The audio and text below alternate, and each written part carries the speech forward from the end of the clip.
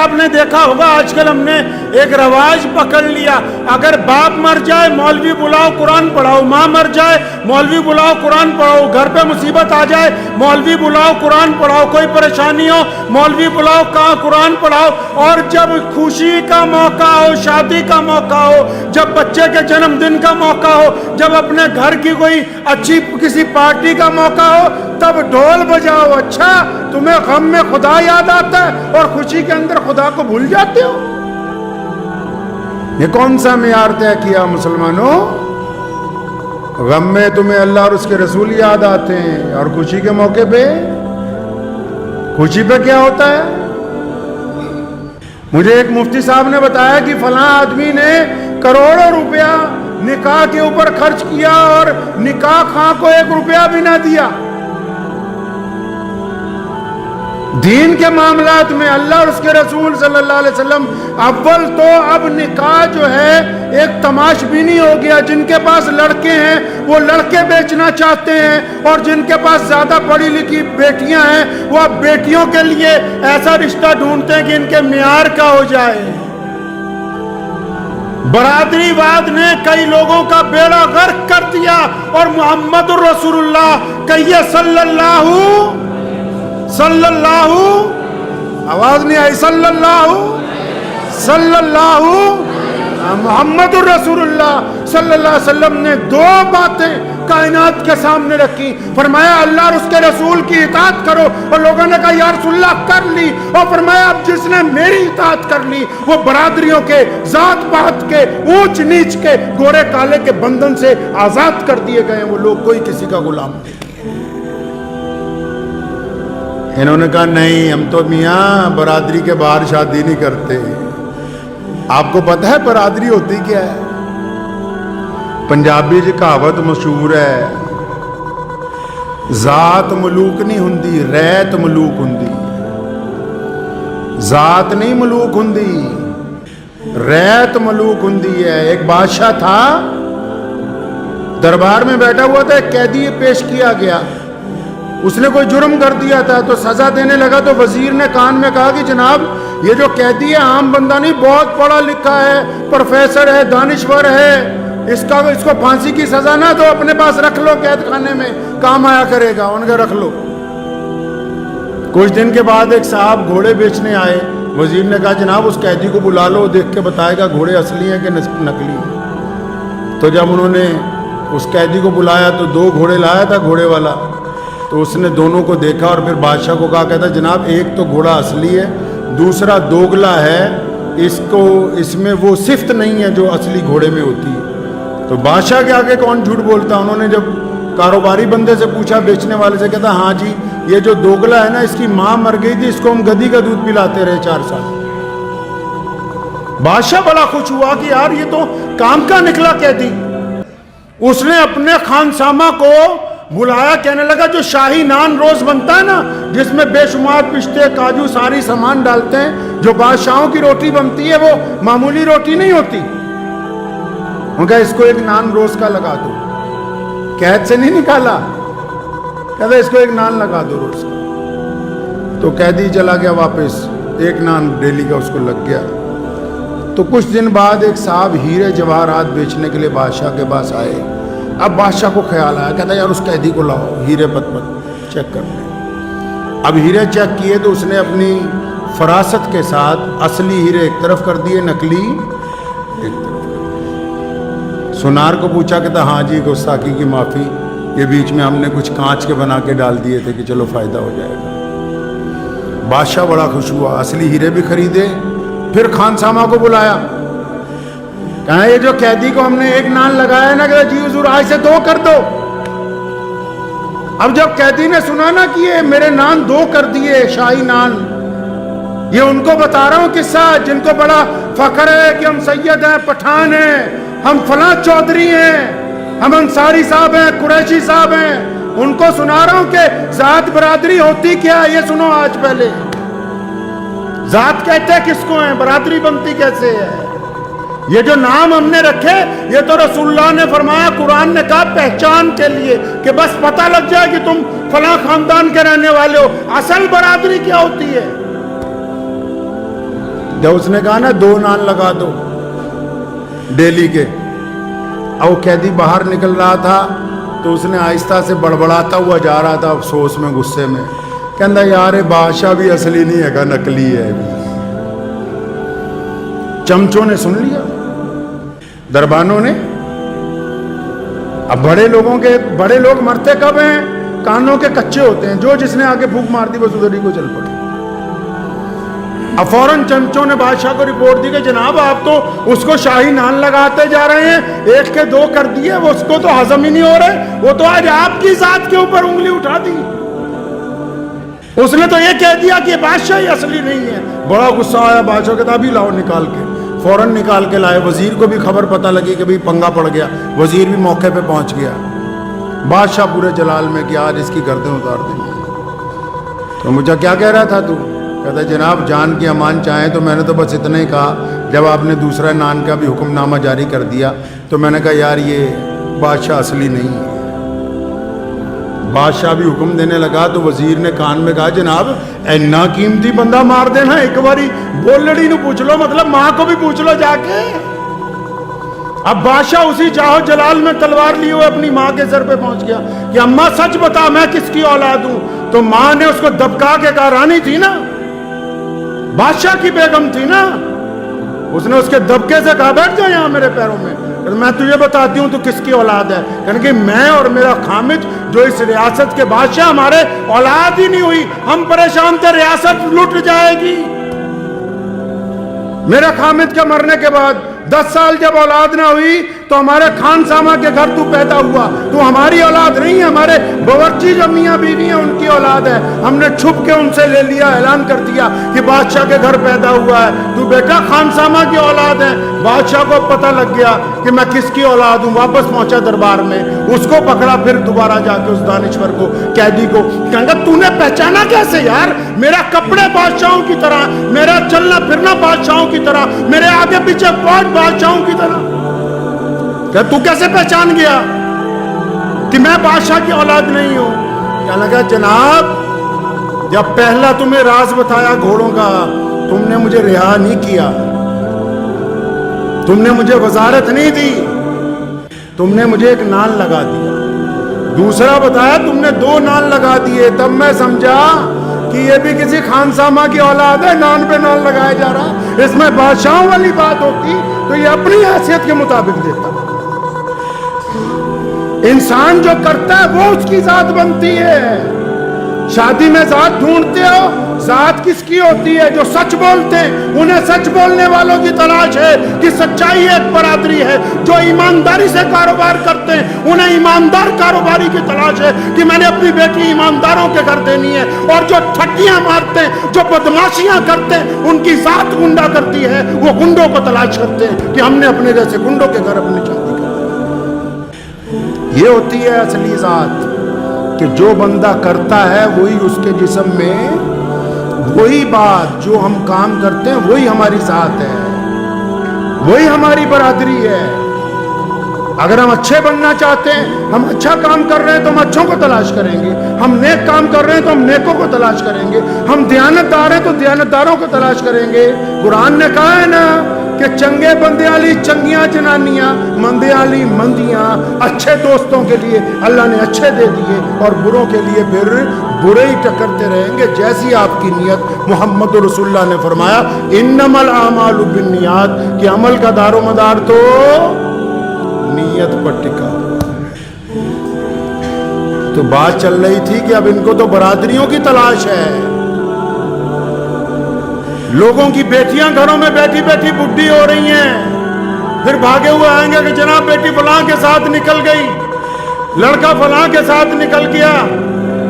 کیا تمہیں نہیں پتہ لگا؟ اللہ نے قرآن میں کہا، محمد رسول اللہ نے کہا، اس انسانیت میں مرد عورت ایک دوسرے کی ضرورت ہے۔ جو ماں باپ جان بوجھ کے آنکھیں بند کرتے ہیں کہ ہم اپنے بیٹے کی شادی 20 سال بعد، پھر 25 سال بعد، پھر 30 سال کی عمر میں 32 سال کی، کھا لو اس کی کمائی جتنی تم نے کھانی ہے۔ اور یہ باہر جو حرام صدقیاں کرتا ہے، جو تمہارے رشتہ داروں کی عورتوں کے ساتھ چھپ کے زنا کاریاں کرتا ہے، اس کا سارا گناہ ان ماں باپ کے ذمہ ہے جو اپنی اولاد کا نکاح نہیں کرتے۔ ان ماں باپ کے ذمے ہے. سوچتے ہیں آنکھیں پتہ ہے کہ فلاں کے ساتھ میرا بیٹا فلاں کے ساتھ میری بیٹی غلط کام کر رہے ہیں, پھر بھی آنکھیں بند ہے کہ نہیں بڑھیا گزارا ہو رہا ہے, چل رہا ہے.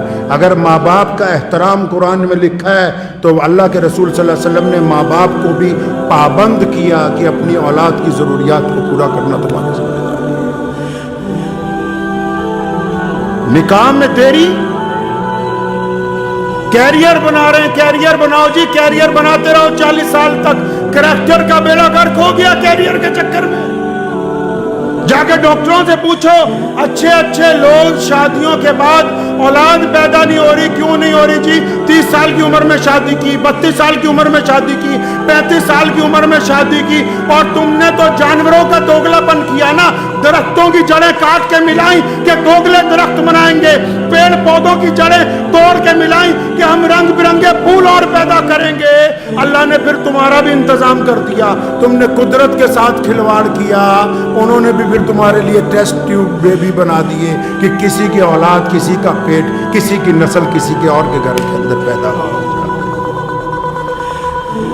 جو لوگ خدا کی فطرت سے بغاوت کرنا چاہتے ہیں وہ کبھی خدا کے حضور کامیاب نہیں ہو سکتے. اللہ نے یہ دنیا بنائی ایسے, جتنا مرضی سرمایہ اکٹھا کر لو, جب کوئی بندہ اللہ کی دنیا سے واپس جاتا ہے نا, اس کی ایک رتی چوری نہیں کر سکتا, سارے کا سارا مال یہیں چھوڑ کے جاتا ہے واپس. بیٹوں کو نہیں پوچھتے, بیٹیوں کو نہیں پوچھتے. نکاح کے وقت ابو بکر صدیق رضی اللہ تعالیٰ عنہ اور حضرت عمر رضی اللہ تعالیٰ نے حضرت علی رضی اللہ تعالیٰ عنہ کو کہا کہ علی جا کے رشتہ کیوں نہیں مانگتے سیدنا فاطمہ الزہرا کا؟ تو علی رضی اللہ تعالیٰ عنہ گئے محمد رسول اللہ صلی اللہ علیہ وسلم کی خدمت میں. آپ صلی اللہ علیہ وسلم سمجھ گئے. جب بات ہوئی سیدنا فاطمہ الزہرا سے نکاح کی تو محمد رسول اللہ صلی اللہ علیہ وسلم تو سب کا دل کا حال جاننے والے ہیں. اپنی بیٹی کا بھی پتہ ہے, اپنے چچا زاد بھائی کا بھی پتہ ہے, صحابہ کا بھی پتہ ہے. اس کے باوجود امت کو سمجھانے کے لیے کیا کہا؟ فرمایا علی رک جاؤ, میں فاطمہ سے جا کے پوچھوں گا, اس کے بعد تمہیں جواب دوں. تم کہتے ہو بیٹیوں کو پوچھنا نہیں چاہیے رشتے کے وقت. محمد رسول اللہ صلی اللہ علیہ وسلم نے امی عائشہ رضی اللہ تعالیٰ عنہ کو اور متعدد جو قریبی صحابیات سے ان کی ڈیوٹی لگائی. فرمایا جاؤ فاطمہ سے جا کے پوچھو, میں چاہتا ہوں کہ ان کا نکاح علی کے ساتھ ہو جائے رضی اللہ تعالیٰ عنہ کے ساتھ. اب وہ گئیں, انہوں نے پوچھا تو پتہ لگا کہ راضی ہیں, ہاں کہہ رہی ہیں. تسلی نہیں ہوئی. نبی علیہ الصلوۃ والسلام بیٹی کے باپ ہیں, آخر خود تشریف لے گئے, اپنی سب سے لاڈلی بیٹی کے سر پہ ہاتھ رکھا. فرمایا فاطمہ اگر ختیجہ زندہ ہوتی رضی اللہ تعالیٰ عنہ تو پھر بات اور تھی. ختیجہ نہیں ہے بیٹا, میں خود تم سے پوچھنے آیا ہوں, تم راضی ہو؟ اور یہاں چودھریوں کو بلا کے پوچھو کہ بھائی جن کی شادی ہونی ان کو ملوا دو, ان کو شکل دکھا دو کم از کم کہ ان کے ساتھ زندگی گزرنی ہے. نہیں, جو پنچایت کا فیصلہ ہو گیا. کیا تمہاری پنچایت محمد رسول اللہ سے بڑی؟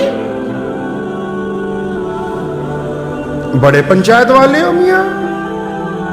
اگر اتنے ہی زیادہ پنچایت والے ہو تو لڑکے بیچتے کیوں ہو 4-4 چھکے میں؟ یہ بہار والوں کو پوچھو جا کے, چاہے کسی بھی مذہب کو پوچھو تو صحیح کہ لڑکیوں کی شادیاں کر کیسے رہے ہیں. بہت سارے لوگ کہ لڑکے والے کہتے ہیں پہلے اتنے لاکھ روپے نقد لاؤ گے تو پھر تمہارا نکاح ہوگا. غیرت سے ڈوب کے نہیں مر جاتے وہ لوگ. جس نے اپنی بیٹی دے دی اس نے سب کچھ دے دیا. جہیز دینے سے انکار نہیں ہے, لیکن جہیز ماں باپ کی مرضی کا. یہ کون ہوتے ہیں کہنے والے کہ فلاں فلاں چیزیں دو, فلاں فلاں گاڑیاں دو, اتنا دولت دو, دھن دو. اتنے ہی زیادہ بھوکے ہو تو رمضان میں اعلان نہ کر دیا جائے بھی زکوٰۃ اکٹھی کر کے دے دو ان کو. ایک تو بچوں کی نکاح دیر سے کر رہے ہیں, ظالم بن رہے ہیں. اب آپ بتائیں کہ نکاح انسان کی ضرورت ہے کہ نہیں ہے؟ حکومتوں کو بھی پٹی پڑھا رہے ہیں کہ جناب اور 2 سال بڑھا دو, اور 2 سال, جتنے مرضی سال بڑھاتے رہو. یہ جو بچے گناہ کے اندر جائیں گے, یہ جو اپنا کردار خراب کر دیں گے. میں ساری پوری دنیا کی حکومتوں کو بھی پوچھنا چاہتا ہوں کہ اس میں تو کوئی مسلمان ہندو سکھ والی بات نہیں ہے. یہ جن بچوں کی شادیاں تم روک کے رکھتے ہو، ان بچوں کو گناہ کے اوپر مجبور کرتے ہو، یہ بچے اپنا جسم ایک دوسرے کے ساتھ بیچنے پہ مجبور ہوتے ہیں، تو ان کا گنہگار کون ہے؟ کون ہے اس بات کا ذمہ دار؟ کیا انکار کرتے ہو اس بات سے کہ یہ انسانی ضرورت نہیں ہے؟ اگر ضرورت ہے تو وقت پر پوری کیوں نہیں کی جاتی؟ جو بندہ جب اس کو جائز طریقے سے جس وقت بھوک لگی ہے، اگر اس وقت اسے کھانا نہیں دو گے، اگر 4 روز بعد دو گے تو وہ چوری نہیں کرے گا تو اور کیا کرے گا؟ نبی اکرم صلی اللہ تعالی وسلم نے تاکید فرمائی، اور ان کو تو یہاں ان کی تاکید تو کریں گے کیا؟ ان کو تو ان پہ بھوت سوار ہے برادری بات کا ساری دنیا پہ. ربیہ بن مالک رضی اللہ تعالیٰ عنہ صلی اللہ علیہ وسلم کو وضو کراتے ہیں. نبی علیہ السلام نے ایک دن پوچھا، ربیہ نکاح نہیں کرنا، غلام ہے؟ فرمایا یا رسول اللہ نہیں، ابھی کوئی انتظام نہیں. دوسرے دن پھر جب وضو کرا رہے تھے پھر پوچھا، ربیہ نکاح؟ پھر ٹال گئے ہنس کے. فرماتے ہیں میں نے خود سوچا کہ بار بار نبی علیہ السلام پوچھ رہے ہیں اور تو چپ ہے، انکار کیے جا رہا ہے. اللہ کے بندے جب رسول اللہ پوچھ رہے ہیں تو کہہ دے، اپنی خواہش بتا دے. فرمایا جب میں تیسرے دن صبح وضو کرانے گیا، رسول اللہ نے سارا وضو کر لیا، آج پوچھا ہی نہیں، آج نہیں پوچھا. میں بڑا پریشان ہوا کہ اچھا وہ تو بات ہی بیچ میں رہ گئی. نبی علیہ السلام وضو کر کے جب اندر تشریف لے جانے لگے اور یہ اپنے حجرے سے باہر نکل رہے تھے، تو نبی علیہ السلام نے آواز مار کے پوچھا، اچھا پھر وہ نکاح کا کیا ہوا؟ فرمایا یا رسول اللہ آپ جو بہتر کریں. تو فرمایا اچھا فلاں انصاری صحابی کے گھر پہ جاؤ اور جا کے کہو رسول اللہ نے تمہیں سلام بھیجا ہے اور اپنی بیٹی کا نکاح میرے ساتھ کر دو. غلام ہے غلام. یہ آپ کو واقعہ اس لیے سنا رہا ہوں، وہ قصہ بھی بادشاہ والا اسی لیے سنایا جن کو بھوت سوار ہے برادری بات کا. تمہاری بیٹیاں جو گھروں میں بیٹھی ہیں، بیٹے جو گھروں میں بیٹھے ہیں، جن کی عمریں 25 سال 30 سال 35 سال ہو گئے، جتنے مرضی سجدے کرتے رہو، جو اولاد بستر پر تڑپ رہی ہے، تمہارے سجدے تمہارے منہ پر مارے جائیں گے. ان کے زنا کا گناہ بھی تمہارے ذمہ ہوگا کہ تمہیں پتہ نہیں تھا کہ تمہاری اولاد کو ضرورت ہے، تم نے نکاح سے کہا صرف اس لیے کہ بڑا سرمایہ چاہیے، بڑا گھر چاہیے، دولت کے انبار لینے، بس اس چکر میں. حضرت ربیہ بن مالک رضی اللہ تعالیٰ عنہ پہنچے اس انصاری صحابی کے گھر، سلام کیا، انہیں بیٹھ جائیے. جب اپنی ضرورت بتائی تو ابھی وہ ماں باپ تو بیٹی کے ماں باپ ہی ہوتے ہیں، ابھی سوچ ہی رہے ہیں ہاں یا نہ، کچھ نہیں کی، نہ تو کرتے ہی نہ صحابہ کرام رضی اللہ تعالیٰ اجمعین. بیٹی نے بھی اندر سن لیا، اس نے اپنے والد کو بلایا، فرمایا ابا جی رسول اللہ صلی اللہ علیہ وسلم نے ان کو بھیجا ہے، آپ مجھے اللہ اور اس کے رسول صلی اللہ علیہ وسلم کے حضور چھوڑ دیجئے، اللہ تعالیٰ ہمیں ضائع نہیں کریں گے. اس طرح کے لوگ اطاعت اور فرما برداری کیا کرتے تھے محمد رسول اللہ صلی اللہ علیہ وسلم کی. میں تو اکثر ان مسلمانوں سے پوچھتا ہوں کہ جس نبی علیہ السلام نے کہا کہ ذات اور برادریاں، رنگ اور نسل کے بھید بھاؤ کو ختم کرنا، تم تو اس حد تک ضدی ہو گئے ہو کہ نہیں ہم تو برادری کے باہر نکاح ہی نہیں ہو سکتا. پھر کون سی مسلمانی ہے یار؟ کون سی مسلمانی ہے؟ ان بچوں کو ضائع نہ کیجئے. اگر ایک بندہ MBA بھی کر لے اور اس کی وقت پہ شادی نہ ہو جائے تو وہ مینٹلی طور پر اس حد تک متاثر ہو جاتا ہے. پوچھ لیجئے گا کسی ڈاکٹر کو جا کے. شادی ایک پاکیزہ عمل ہے، ملنا تو مرد اور عورت نہیں ہے، لوگ پیسے دے کے چاہے مل لیں 1 گھنٹے کے لیے، لیکن شادی کے لیے کیوں کہا کہ کچھ لوگ بیٹھے ہوں، کچھ گواہ بیٹھے ہوں، تاکہ یہ مقدس عمل ہے، اس سے انسانیت نے فروغ پانا ہے، اس سے نئی نسل نے جنم لینا ہے، اس لیے رشتہ زیادہ مقدس ہے. عورت اور مرد کا ملنا کوئی بڑے کمال کی بات نہیں ہے. کمال کی بات یہ ہے کہ ان کے ملنے کی وجہ سے نئی نسل کا ایک پاکیزہ روح کو وجود کے اندر آنا ہے. اللہ تعالیٰ نے اس لیے اس کی قسم کھائی کہ یہ بڑا مقدس عمل ہے، اور اس مقدس عمل کا کھیل بنا دیا. بھائی ایک بات میں بار بار دیکھتا ہوں، میں اکثر ابھی ہمارے چچا ہیں حافظ اسرائیل صاحب، ان کی بیٹی کا نکاح تھا، ملیر کوٹلا میں گیا تو نہایت سادگی سے عورتیں پردے میں ایک طرف تھیں اور مرد ایک طرف تھے، آرام سے زمین پہ بیٹھا، دسترخوان لگایا، ہزاروں لوگوں نے کھانا کھایا، آپ اپنے گھر ہم اپنے گھر۔ اور میں دیکھتا ہوں کہ جن لوگوں کے پاس تھوڑے زیادہ پیسے اللہ نے دے دیے ہیں وہ سوچتے نہیں، وہ تمام کام کرنے ہیں جو نعوذ باللہ صلی اللہ علیہ وسلم کی مخالفت میں ہو، وہ تمام کام کریں گے۔ ایک بات آج میں تھوڑی کڑوی سی ہے لیکن سن لیجیے، اللہ تعالیٰ شفا دیں گے، آمین، زور سے کہہ دو آمین، بیماری دور ہو جائے گی انشاءاللہ۔ ایک سوال ہے میرا سارے مولویوں سے، بھارت کے مولویوں سے، چاہے وہ دیوبندی مولوی ہیں، چاہے وہ بریلوی مولوی، چاہے وہ تبلیغی جماعت والے ہیں، چاہے وہ جماعت اسلامی والے ہیں، چاہے وہ ندوہ والے ہیں، چاہے وہ جامعہ ملیہ والے ہیں، جتنے بڑے بڑے دانشور مسلمان بنے پھرتے ہیں، ان سب سے سوال ہے کہ یہ جو اب عام شادیاں مسلمانوں کی ہوتی ہیں جن میں تم ڈی جے لگا کے ڈھول بجا کے اور وہاں رقص و سرور کی محفلیں منعقد کی جاتی ہیں، اور آپ جیسے بڑے مسلمانوں کے چودھری جن لوگوں نے وقت بھی لگایا، جو اپنے آپ کو خواجہ اجمیری کے سجادہ نشین بھی کہتے ہیں، جو اپنے آپ کو اہل سنت والجماعت کے جانشین کہتے ہیں، جو اپنے آپ کو علماء دیوبند کے وارث کہتے ہیں، اکثر دیکھنے کو ملتا ہے کہ جتنی غیر شرعی شادیاں ہیں یہ اپنی داڑیاں لے کے وہاں صوفوں پر بیٹھ کے آرام سے مرغا بریانی کھاتے ہیں۔ کیا تمہاری غیرت تمہیں ایک دفعہ نہیں چجوڑتی کہ رسول اللہ کے حکموں کی کھلی خلاف ورزی ہو رہی؟ کیا تمہارے دل میں ذرا برابر بھی شرم، ذرا برابر غیرت نہیں آتی تمہیں؟ کہا مفتی صاحب نے، کہنے لگے میں گیا، لڑکی کو پوچھا کہ تمہیں فلاں کے ساتھ نکاح میں دے دیا، یہ گواہ کھڑے ہیں، یہ وکیل کھڑا ہے، تجھے قبول ہے؟ لڑکی بولتی نہیں۔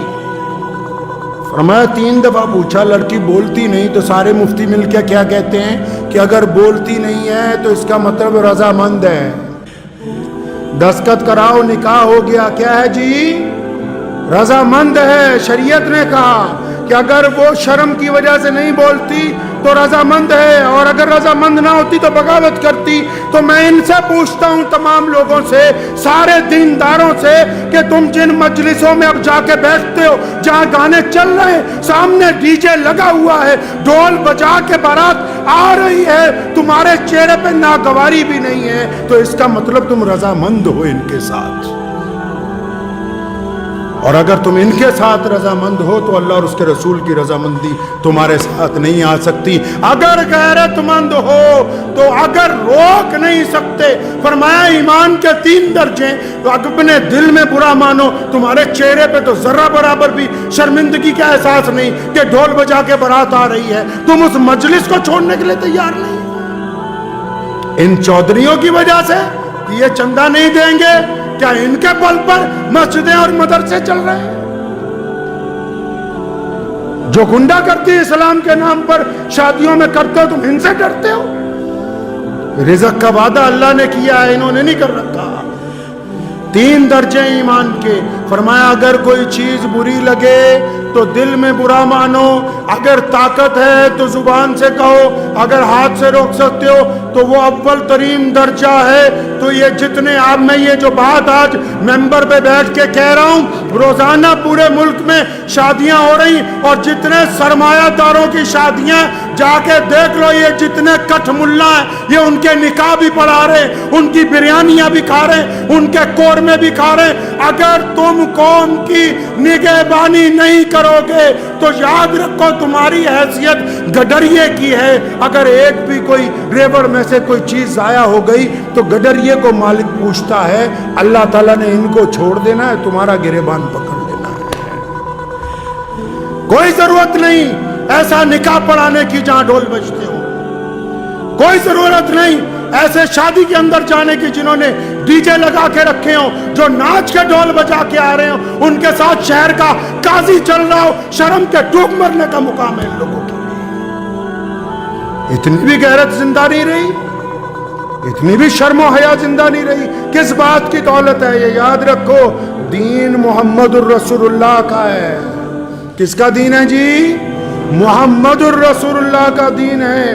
اور یہ دین قیامت تک زندہ رہے گا. یہ کسی سرمایہ دار کا دین نہیں ہے, یہ کسی بہت بڑے چودھری کا دین نہیں ہے. دنیا کی کوئی طاقت اس دین کو سرنگو نہیں کر سکتی. اس لیے پلٹیے اپنے رب کی طرف.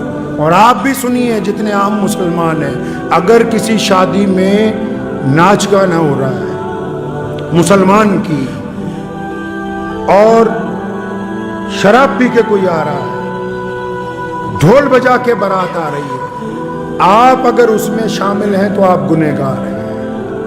میں فتوے نہیں اکثر دیتا, لیکن یہ مسئلہ آپ کو اس لیے بتا رہا ہوں کہ رسول اللہ صلی اللہ علیہ وسلم کو یہ بات پسند نہیں ہے. رسول اللہ نے سادگی سے نکاح کا حکم دیا. عبد الرحمن بن عوف جلیل القدر صحابی, اربوں پتی آدمی, رسول اللہ نے فجر میں پوچھا عبد الرحمن یہ کپڑوں پہ لال رنگ کا داغ لگا. فرمایا یا رسول اللہ رات میرا نکاح ہوا تھا تو مہندی لگ گئی تھوڑی سی. کچھ نہیں کہا رسول اللہ نے کہ ہمیں نہیں بلایا, فلاں کو نہیں بلایا. تو رسموں میں پڑ گئے جی, فلانے بھائی کو لے آؤ, فلانے چاچے کو لے آؤ, ماسڑ کو لے آؤ, یہ لے آؤ, وہ لے آؤ. اور یہ جو چھپ چھپ کے تمہاری اولادیں زنا کر رہی ہیں, کبھی ان کی طرف بھی دیکھو, ان کی طرف بھی دیکھو. خدا کے واسطے ان تمام رسموں کو چھوڑ دیجئے, اور اس جذبے کے ساتھ چھوڑنا کہ ہم مسلمان ہیں, انشاءاللہ تعالی ہم اس غلط کام میں ساتھ نہیں دیں گے. کریں گے جی انشاءاللہ. کے نیچے سبسکرائب کے بٹن پہ کلک کریں, بیل کے آئیکن پہ کلک کیجئے تاکہ ہر نئی ویڈیو کی نوٹیفیکیشن آپ کو